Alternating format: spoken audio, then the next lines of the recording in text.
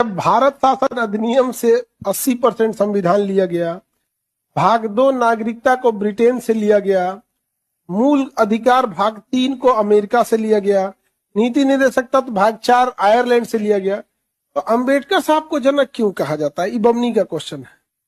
जब इसलिए कहा जाता है कि जो बाकी था सब तन उहो लायक नहीं था सब। ये बात भी आपको पता करने के लिए पूरी दुनिया में कहा कौन सा संविधान लिखा गया है ये भी पता होना चाहिए। उस समय ना इंटरनेट था ना गूगल था, दम दे सर्च कर लीजिएगा।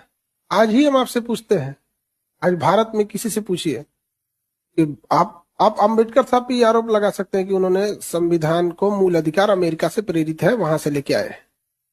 इसके लिए जरूरी है वो अमेरिका का संविधान पढ़े होंगे, और इसके लिए भी नहीं है कि वो केवल अमेरिका का पढ़े होंगे, 10-20 देशों का संविधान पढ़े होंगे और उसमें उनको सबसे बेस्ट अमेरिका का लगा होगा तो अमेरिका से लाए हैं। और इतना ही नहीं, जो अमेरिका का ठीक था वो अमेरिका से लाए थे। आर्टिकल 14 को देखिए, विधि के समक्ष समानता, ब्रिटेन से भी लेके आएंगे नहीं लाए। उस इंसान ने 10-20 देशों का संविधान पढ़ा, कंपेयर किए, उस कंपेयर करके किसमें से क्या क्या ले आना था वो लेके आए, इसलिए उन्हें जनक कहा जाता है। मैं खड़े उठा के लेके नहीं आए यहाँ पे, तो अपने तरफ समझिए लोग कि ग्रेजुएशन सेकेंड ईयर में इसे देख, भारत शासन अधिनियम से 80% संविधान